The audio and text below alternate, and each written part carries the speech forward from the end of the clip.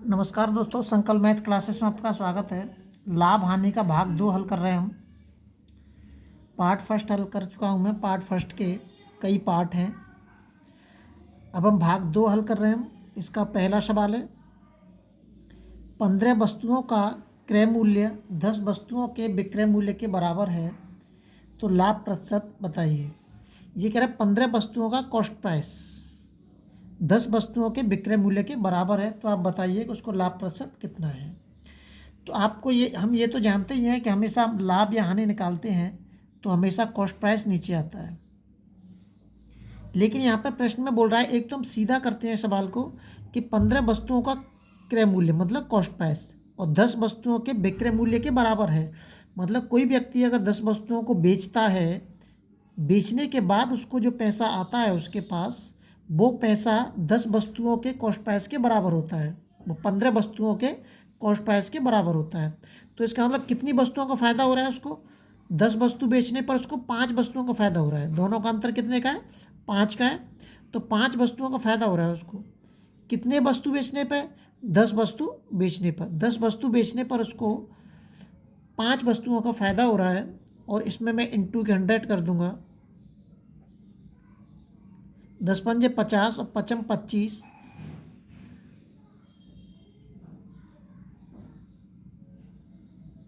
और 10 पंजे 50, मतलब उसको कितने का लाभ हो रहा है? उसको 50% का लाभ हो रहा है।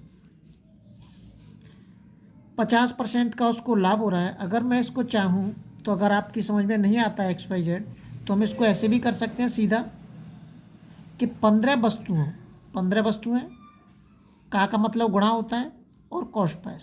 15 वस्तुओं का जो कॉस्ट प्राइस है वो 10 वस्तुओं के सेलिंग प्राइस के बराबर है। ये कह रहा है प्रश्न में यही भाषा बोल रहा है वो। 5 दूनी 10 और 5 तिया 15। कॉस्ट प्राइस, सेलिंग प्राइस इधर आ गया हमारा कॉस्ट प्राइस के नीचे, 2 हमारा वहीं पे है और 3 से 2 के नीचे आ गया। तो कॉस्ट प्राइस और सेलिंग प्राइस, ये दो चीज़ें। कॉस्ट प्राइस कितना है? 2 है हमारा, और सेलिंग प्राइस कितना है? 3। तो कितने का लाभ हो रहा है उसको? उसका कॉस्ट प्राइस 2 था और सेलिंग प्राइस कितना है? 3 है। तो कितने का लाभ हो रहा है? 1 का लाभ हो रहा है उसको। कितने वस्तु बेचने पे? कितने वस्तुओं पे? 2 वस्तुओं पे। और इंटू के 100, 2 से इसमें भाग दे दीजिए, बराबर क्या आ गया? 50%। तो कितने का लाभ हो रहा है उसको? 50% का उसको लाभ हो रहा है। अगर आप चाहें तो ऐसे भी हम कर सकते हैं सवाल को। अगला सवाल देखते हैं।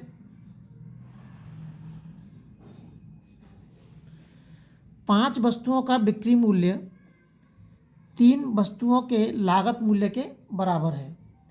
मतलब अगर वो 5 वस्तुएं बेचता है तो वो 5 वस्तुओं का जो कॉस्ट प्राइस है, सेलिंग प्राइस है, वो 3 वस्तुओं के लागत मूल्य के बराबर है। इसका मतलब उसको क्या हो रही है? हानि हो रही है उसको। एक तो हम वैसे ही करते हैं सीधा, वो नियम से करते हैं हम। देखिए, 5 वस्तुओं का सेलिंग प्राइस बराबर है 3 वस्तुओं का कॉस्ट प्राइस। इसमें आप बिल्कुल कंफ्यूज नहीं होंगे और सवाल को आसानी से कर सकते हैं। ये दोनों एक दूसरे के बराबर हैं, तो हम इसको ऐसे भी लिख सकते हैं, 3 वस्तुओं का कॉस्ट प्राइस बराबर 5 वस्तुओं का सेलिंग प्राइस। ऐसे भी लिख सकते हैं, कोई दिक्कत नहीं है, क्योंकि दोनों एक दूसरे के बराबर हैं।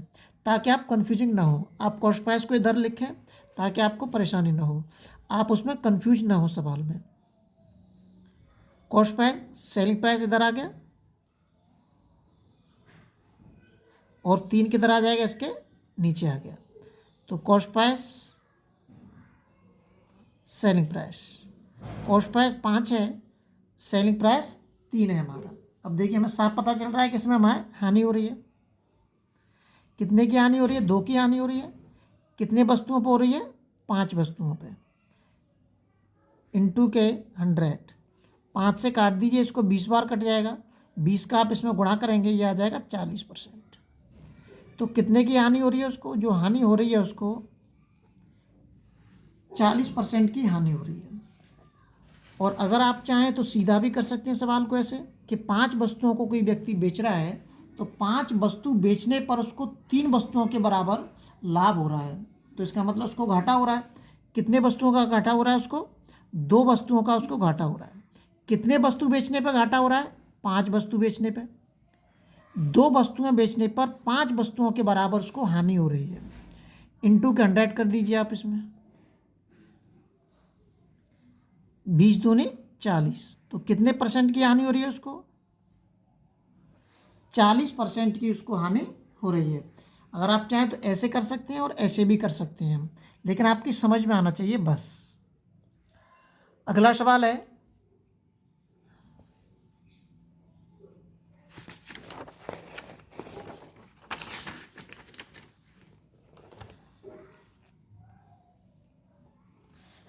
यदि 15 मेजों का क्रय मूल्य 20 मेजों के विक्रय मूल्य के बराबर है। 15 मेजों का क्रय मूल्य 20 मेजों के विक्रय मूल्य के, मतलब 15 मेजों का जो क्रय मूल्य है वो 20 मेजों के विक्रय मूल्य के बराबर है। इसको 5 मेजों की हानि हो रही है। साफ दिख रहा है हमें कि 5 मेजों की उसको क्या हो रही है? हानि हो रही है। देखिए सीधा कर देते हैं कि 5 मेजों की उसको हानि हो रही है। वो 15 मेजों का लेके आया था, लेकिन 15 मेजों का जो रुपया है वो 20 मेजों को बेचने पर उसको प्राप्त हो रहा है। 15 मेजों का जो कॉस्ट प्राइस था वो उसको 20 मेजें बेचने पर प्राप्त हो रहा है। इसका मतलब 5 मेजों की उसको हानि हो रही है। तो कितने मेजों को बेचने पर हो रही है? 20 मेजों को बेचने पर हो रही है। इंटू के 100, 20 पंजे 100, 55 25। कितने परसेंट की हानि हो रही है उसको? उसको जो हानि हो रही है 25% की उसको हानि हो रही है। और अगर हम चाहें तो ऐसे भी सवाल कॉल कर सकते हैं, 15 मेजों का कॉस्ट प्राइस बराबर है 20 मेजों के सेलिंग प्राइस के। 5 15, 5 चौक 20, तो ये कॉस्ट प्राइस है। कॉस्ट प्राइस के नीचे इधर सेलिंग प्राइस आ गया, 4 और 3 4 के नीचे आ जाएगा। तो कॉस्ट प्राइस कितना है? 4 है हमारा, और सेलिंग प्राइस कितना है हमारा? 3। कॉस्ट प्राइस 4 है और सेलिंग प्राइस हमारा 3 है, तो हमें साफ दिख रहा है कि एक की उसको हानि हो रही है। कितने पर हानि हो रही है? अब कॉस्ट प्राइस लेते हैं यहाँ पे, यहाँ सेलिंग प्राइस नहीं रखेंगे, यहाँ पे हम लाभ प्रतिशत या हानि प्रतिशत निकालेंगे, तो कॉस्ट प्राइस ही हमेशा नीचे आता है। इंटू के 100, 4 का इसमें भाग देंगे आप तो 25% की उसको हानि होगी। हमेशा कॉस्ट प्राइस ही नीचे आता है, तो इसलिए मैंने ये बता दिया है कि XYZ अगर आप ऐसे सवाल को करते हैं तो आप कॉस्ट प्राइस को नीचे लिख सकते हैं, और जो उत्तर निकालेंगे वो भी आपको मैच करेगा, जिससे आपका आंसर गलत हो सकता है। अगला सवाल देखते हैं।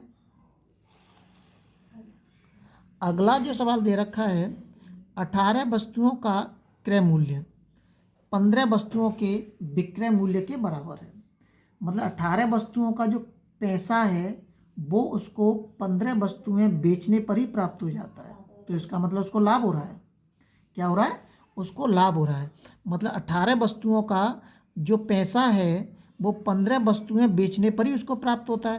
तो इसका मतलब 3 वस्तुओं का उसको लाभ हो रहा है। 18 में से 15 घटा दिए मैंने, 3 वस्तुओं का लाभ हो रहा है। कितनी वस्तुएं बेचने पर हो रहा है?